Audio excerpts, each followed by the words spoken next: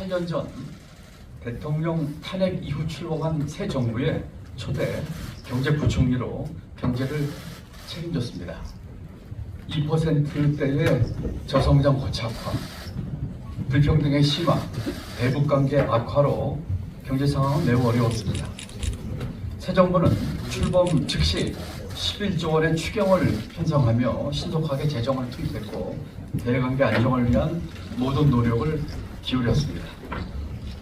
그 결과 경제의 흐름이 바뀌었습니다. 2%대에 멈춰있던 경제 성장률을 3%대로 끌어올렸고 1인당 국민소득도 사상 최초로 3만 불을 돌파했습니다.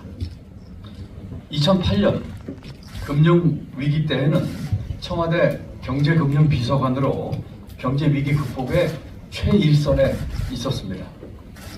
당시 리먼 브러더스의 파산으로 우리 금융시장은 큰 타격을 받았고 건설, 조선, 해운 등 실물 경제까지 충격이 가해지는 상황이었습니다. 당시 이미 국회에 제출했던 새 예산안을 수정해서 10조 원을 확대하는 수정 예산안을 신속하게 제출했고 다음 해에는 28조 5천억 규모의 추경을 편성했습니다. 그 결과 마이너스로 예상되던 2009년 경제 성장률을 플러스 0.8%로 방어하고 2010년에는 6.8%로 빠르게 우리 경제를 회복시킬 수가 있었습니다. 지난 2년 반 윤석열 정부는 모든 면에서 역주행했습니다. 경제, 외교, 기후 대응, 심지어 민주주의까지 모든 면에서 대한민국의 시계를 거꾸로 돌려놨습니다. 특히 경제는 내수, 투자, 수출 등 총체적 난국입니다. 아침에 기자실 내려오기 전에 환율이 1,450원을 돌파했다는 장중 돌파했다는 뉴스를 보고 내려왔습니다. 이에 더해 민생은 나락으로 떨어졌습니다. 주요 글로벌 투자은행들은 내년 한국의 경제 성장률을 1% 중반대로 전망하고 있습니다. 산업화 이후에 두 번의 경제 위기 그리고 코로나 위기 외에는 단 한 번도 경험하지 못한 상황입니다. 여기에 트럼프 2기 정부 출범 등 국제 정치와 경제의 판이 바뀌면서 대외 여건까지 크게 악화되고 있습니다. 이 와중에 내란 우두머리 윤석열은 불법 계엄으로 우리 경제를 절대절명의 위기로 몰아넣고 있습니다. 그야말로 엎친 데 덮친 격입니다. 지금은 과거 두 차례 탄핵 때와는 상황이 다릅니다. 2004년에는 중국의 고성장, 2016년에는 반도체 경기 호조가 있어서 우리 경제를 지탱시키고 반등의 기회를 만들었지만 지금은 국회 경제 질서의 변화와 트럼프 2기 정부 출범 등 그 어느 때보다 대외 여건이 아주 어려운 상황입니다. 특단의 비상한 조치가 필요합니다. 추락하는 우리 경제 그래프를 다시 V자 그래프로 만들어내야 합니다. 재정, 금융, 통화, 산업, 부동산, 기후위기 대응 등 모든 면에서 완전한 대반전을 이뤄내야 합니다. 이제 우리에게 돌아갈 과거는 없습니다. 이제 우리에게는 돌아갈 정상은 없습니다. 새로운 길로 가야 합니다. 윤석열 정부의 역주행을 정주행으로 바꿔야 합니다. 가장 먼저 할 일은 경제정책의 대반전입니다. 우선 재정, 금융정책의 틀을 바꿔야 합니다. 기존에 고집해왔던 윤석열 정부의 기조를 전면 바꾸는 재정과 금융의 대반전 정책이 필요합니다. 원칙은 세 가지 RED입니다. 지체 없이 신속하게, 필요 이상으로 충분하게, 시장의 기대를 깨는 정도로 과감하게. 제가 RED라고 한 것은 rapid하게, 또 enough하게, 그리고 decisive하게 하는 신속, 충분, 과감의 첫 머리 글자입니다. 우선 재정의 역할 확대를 통해 최소 30조 원 이상 미래 먹거리와 민생 경제에 투자합시다. 첫째, 미래 먹거리에 최소 10조 원 이상 반드시 빠른 시간 내에 투자해야 합니다.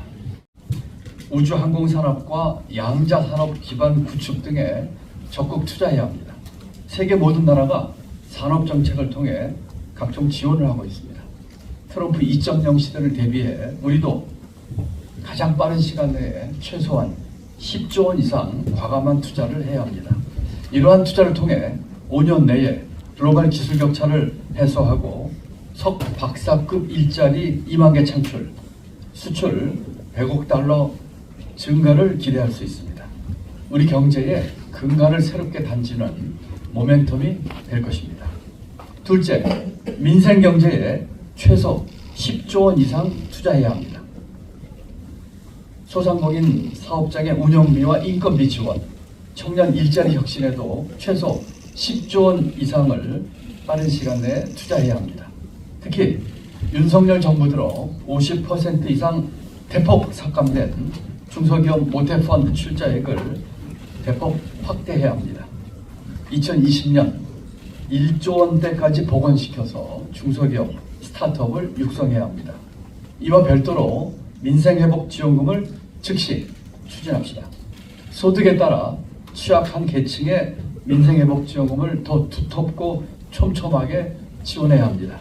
이를 통해 내수 진작과 경기 활성화를 이룰 수 있을 것입니다. 정부 추계에 따르면 내년 GDP 대비 통합재정 수지 비율은 마이너스 0.8%입니다. 30조 원은 내년 GDP 2,646조 원 대비 1.1%의 규모입니다. 최소 규모인 30조 원의 슈퍼 추경을 해도 재정 적자 비율은 마이너스 2% 미만에 머무르게 됩니다. EU의 재정 건전성 기준을 비롯해 여러 국제 기준에서 정하는 3%대에 여전히 미치지 않는 수준입니다. 재정은 투자입니다. 지금 우리 경제 현실은 경기 침체, 세수 감소, 재정 확대, 소비 투자 위축의 악순환에 빠져 있습니다. 이 악순환의 고리를 끊어야 합니다. 재정 투입 확대, 경제 활력 회복, 세수 확대, 재정 기능 정상화의 선순환 구조를 만들어야 합니다. 재정과 더불어 선제적인 금융 통화 정책도 필요합니다. 조속한 시일 내에 한국은행 기준금리를 0.5%포인트 빅컷해야 합니다.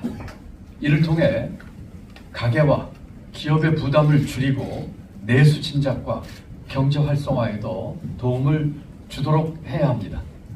트럼프 취임 이후 미국의 금리 변동 가능성이 있고 환율과 가계부채의 부담이 될 수 있는 상황에서 금리 인하에 신중해야 한다는 의견도 있는 것으로 알고 있습니다. 하지만 지금은 이것저것 재고 따질 때가 아닙니다. 선제적인 빅컷으로 우리 경제를 살리는 것이 더 시급합니다. 동시에 금융중개지원대출 10조 원 증액합시다. 금융중개지원대출은 한국은행이 중소기업 등의 자금난 완화를 위해 시중은행의 저리를 융자해주는 정책 금융입니다. 계엄과 탄핵으로 피폐해진 중소기업, 영세 자영업자와 청년 창업을 지원하기 위해 금융중개지원대출 10조 원을 확대할 것을 강력하게 제안합니다. 현행 30조 한도를 코로나 위기 때 40조 원 수준으로 복원해야 합니다.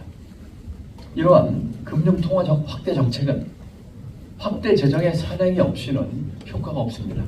재정정책과 금융정책이 함께 가는 폴리스 믹스가 이루어져야지 제대로 효과를 낼 수가 있습니다. 금융정책이 함께 가는 시행을 통해서 우리가 할 수 있는 것부터 최대한 빨리 조치를 취하도록 해야겠습니다. 이어서 산업, 부동산, 기후정책 등도 완전히 역주행해서 정주행을 갈 수 있도록 고쳐나가도록 해야겠습니다. 대통령 탄핵은 시간이 걸립니다.